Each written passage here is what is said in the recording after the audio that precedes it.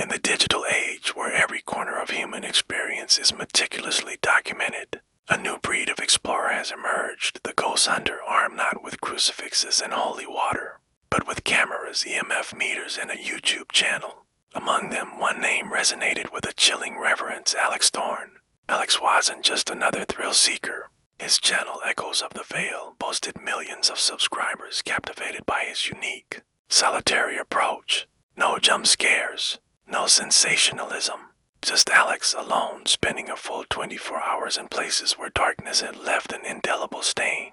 Abandoned asylums, forgotten battlegrounds, isolated lighthouses, he faced them all with an unnerving calm, always seeking the quiet, undeniable proof. But even for Alex, there were legends whispered only in hushed tones, places so saturated with sorrow and malevolence that even the most seasoned investigators dared not linger. One such place was Blackwood Manor. Blackwood Manor, nestled deep within the ancient forests of Vermont, it wasn't just a house. It was a monument to a century of silent despair.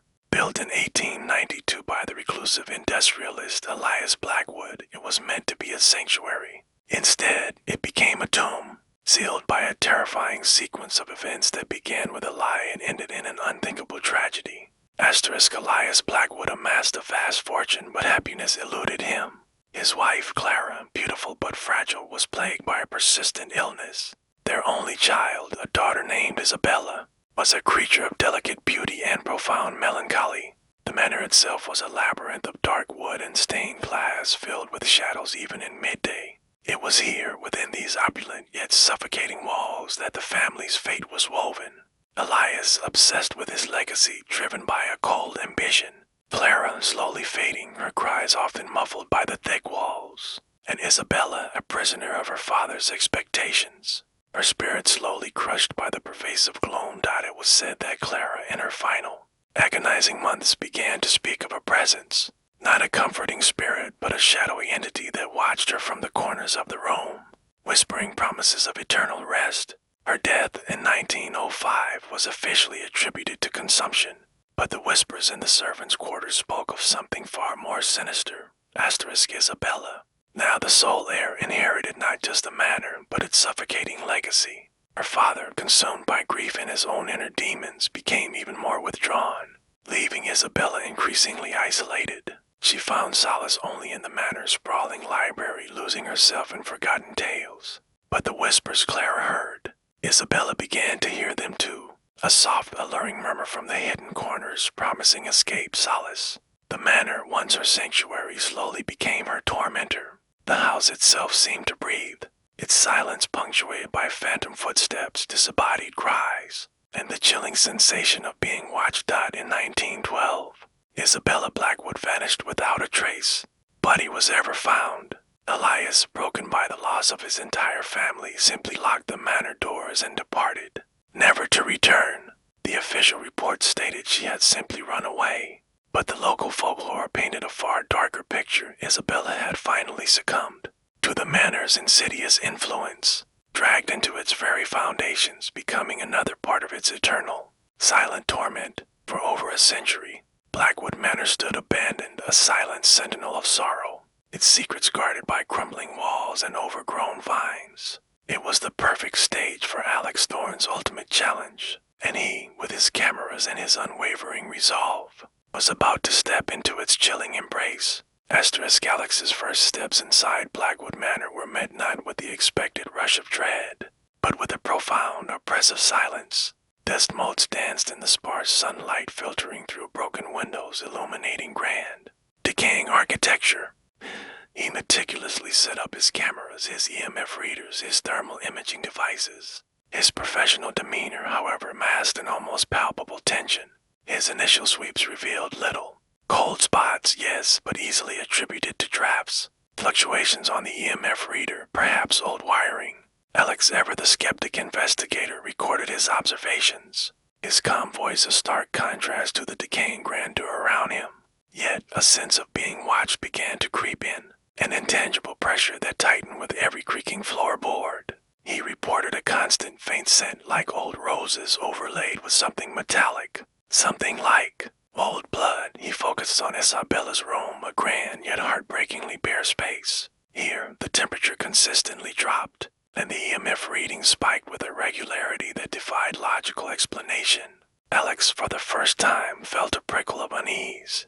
Not fear, not yet, but something else. Asterisk as twilight bled into the oppressive night, the manor began to awaken.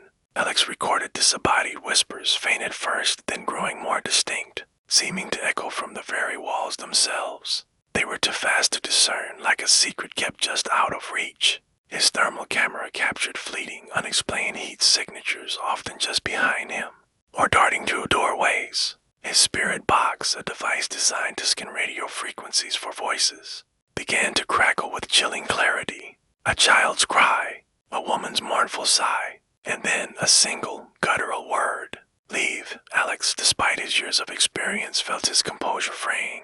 He documented objects moving, a dusty book falling from a shelf, a porcelain doll turning its head. Small, almost imperceptible shifts that accumulated over hours of isolation began to chip away at his rational mind.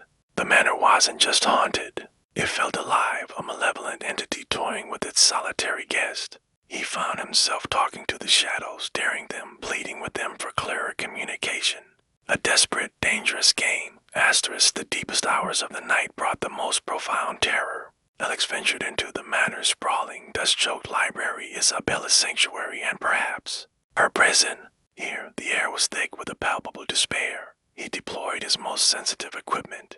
The room plunged into a profound, suffocating cold. His camera feed began to glitch, tearing and distorting.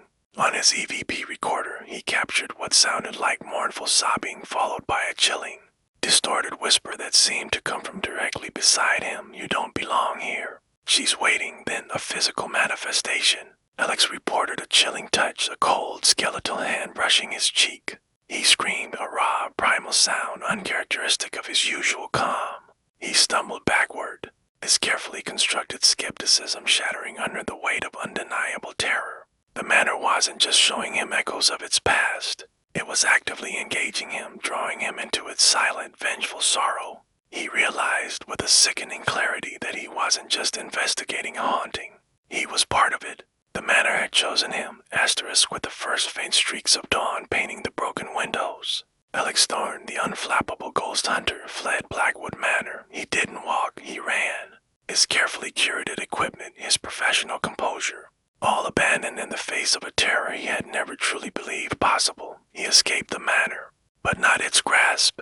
The footage he captured was chilling. The whispers, the cold touches, the undeniable movement of objects. But more than that, his final few minutes of video showed a profound shift in him.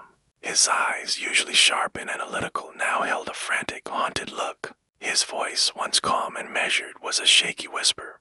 The upload of Blackwood Manor, the 24-hour solitary challenge, broke all his previous records. Millions watched, captivated and terrified. Comment section exploded with theories, fear, and a strange sense of vindication. But the video ended abruptly with Alex collapsing just outside the manor gates. His last words a choked, incomprehensible plea. Asterisk Alex Thorne never truly recovered. The popularity of his Blackwood Manor video catapulted Echoes of the Vale to unprecedented heights. But the man behind the camera was irrevocably changed. He attempted another overnight stay, but could not even make it through the first hour. He said the silence, the shadows, the whispers, they were not confined to the manor anymore. He began to see them in his own home. He heard Isabella's mournful cries in the dead of night. He felt the cold touch, not just on his cheek, but deep within his very soul. Alex Thorne, the man who sought proof of the paranormal, had found it. But in doing so, he had become another echo, forever tethered to the very veil he sought to explore. His channel went silent. His last post, a cryptic message: some places should remain undisturbed. Some stories are not meant to be told. She's still waiting. And sometimes, the silence is the loudest scream of all. Blackwood Manor still stands, its secrets intact. And somewhere, perhaps, Alex Thorne still walks, a silent testament to the terror he unleashed. A ghost hunter, haunted by the very ghosts he sought. And for those of us who listen to the echoes of the veil, his story serves as a chilling to our whisper from the other side. Some doors, once open, can never truly be closed. Asterisk. Amityville, Long Island. Picture-perfect waterfront community just outside New York City. Place where American dreams were built and where, on the surface, everything looked serene. But beneath the calm waters of the great South Bay, a darkness had taken root centered on one beautiful Dutch colonial house at 112 Ocean Avenue. It was here, in the early morning hours of November 13, 1974, that the silence of the neighborhood was shattered not by a scream or a struggle, but by the horrific discovery that would forever brand this home as the epicenter of American paranormal folklore. This story is not just about a ghost. It is about a crime, a family's nightmare, and the enduring question, what truly happened in that house? The DeFeo family was by all accounts complicated. Ronald DeFeo Sr., a strict and often abusive father. Louise, the mother, caught between her husband and her children, and the 6 children ranging from the eldest, Ronald Jr., known as Butch at 23, down to 9-year-old Missy. The tensions and volatility within the home were well known, fueled by the father's temper and Butch's growing drug use and rebellion, but nothing could prepare the community for the phone call received by the Suffolk County Police Department just after 6:30 p.m. that evening. Ronald Jr., visibly distraught, staggered into a local bar claiming someone had murdered his entire family. When police entered 112 Ocean Avenue, they were met with a scene of unimaginable horror. 6 members of the DeFeo family were dead, all shot multiple times with a high-powered rifle. The sheer brutality of the crime was immediately apparent. Ronald Sr. and Louise, but for children Dawn, Allison, Mark, and Missy, 6 bodies. But what truly chilled investigators was the anomaly of the crime scene. All 6 victims were found lying on their stomachs in their beds, despite the loud, jarring sound of a high-powered rifle being fired 6 times in the small house. There were no signs of a struggle, no defensive wounds. No neighbors reported hearing the gunfire. How could 6 people, 3 of them teenagers or adults, fail to be awakened and fight back against such a brutal and loud assault? Initially, investigators suspected organized crime or a professional hitman, but the truth was far simpler and far more disturbing. Butch DeFeo's story began to crumble under questioning. The search for an outside killer ended that night when Ronald Jr. confessed to the murders. Butch DeFeo later recanted his confession, then confessed again, providing wildly inconsistent accounts. But at his trial, his defense attorney, William Weber, put forth the defense of insanity. Butch claimed he was driven to kill. He stated that he heard voices in the house, voices that told him to do it. His defense painted a picture of a young man consumed by mental illness, who was driven to an act of sheer madness by an invisible, powerful force within the house itself. The prosecution countered that Butch was motivated by greed, the family's life insurance policy, and his hatred for his father. The jury did not believe the defense. Ronald DeFeo Jr. was found guilty on 6 counts of second-degree murder and sentenced to 6 consecutive sentences of 25 years to life. The tragedy of the DeFeos was a fact. 6 lives were taken in a cold, calculated crime by their own son and brother. The house, stained by this violence, sat empty, contaminated not just by blood, but by a deep sense of psychological terror. The question of whether Butch was truly mad, just pretending, still hangs over the case. But regardless of the legal verdict, his claim of voices had already planted a seed in the public mind. Did something truly evil live within 112 Ocean Avenue? The stage was set. The house of the massacre was now ready for its next inhabitants. And just 13 months later, they would arrive, a family named Lutz, ready to write the next chilling chapter of the Amityville story. A chapter where the violence stopped, but the horror had just begun. Just 13 months after the DeFeo murders, the house at 112 Ocean Avenue found new owners. George and Kathy Lutz, a newly married couple with 3 young children from Kathy's previous marriage, were looking for a fresh start. They knew the house's horrific history. They knew about the massacre, but the price was astonishingly low, and they believed they could cleanse the home of its past. They purchased the house and moved in on December 18, 1975. Their stay would last exactly 28 days from the moment they moved their possessions through the front door. The Lutz family claimed the atmosphere was heavy. A feeling of something being profoundly wrong permeated the air. The very presence of George's Catholic priest. Father Pecoraro later fictionalized as Father Mancuso, who came to bless the home, allegedly triggered the first frightening event. Asterisk Father Pecoraro claimed that upon entering a room on the second floor, which they later learned had been the site of the DeFeo murders, he heard a loud, demanding voice shout, "Get out!" The priest immediately fled the home, and subsequently warned the Lutz family never to use that specific room as a bedroom. But the real focus of the haunting soon centered on George Lutz himself. George began to obsessively check the house's temperature, complaining of an unbearable chill. Despite the heat being on, he would spend hours by the fireplace, stoking the flames, trying to achieve warmth. Most disturbingly, George started waking up every night at precisely 3:15 a.m. This detail is crucial, as it was the approximate time authorities concluded Ronald DeFeo Jr. had committed the murders. Asterisk, the unsettling feelings quickly gave way to undeniable physical phenomena. The family claimed they were besieged by a constant, overwhelming foul odor described as stale perfume or decay that they couldn't locate. The doors would slam shut, and windows would open wide in the middle of the night. Even in freezing temperatures, the objects, particularly a massive grandfather clock, would mysteriously move on their own. George and Kathy struggled to keep control of their own home.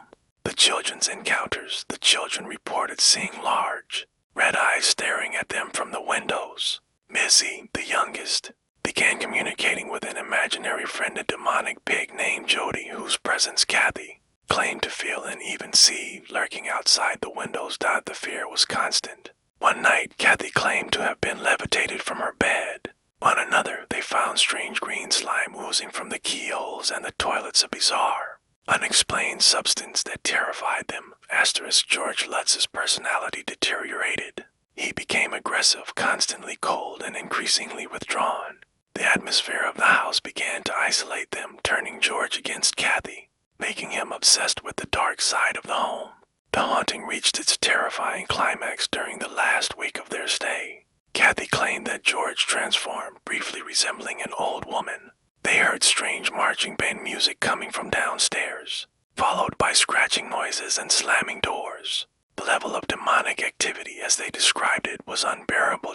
In the final hours, George Lutz said he was convinced that if they stayed another night, they would all be killed. On January 14, 1976, exactly 28 days after moving in, the Lutz family fled the house in terror, leaving behind almost all their possessions.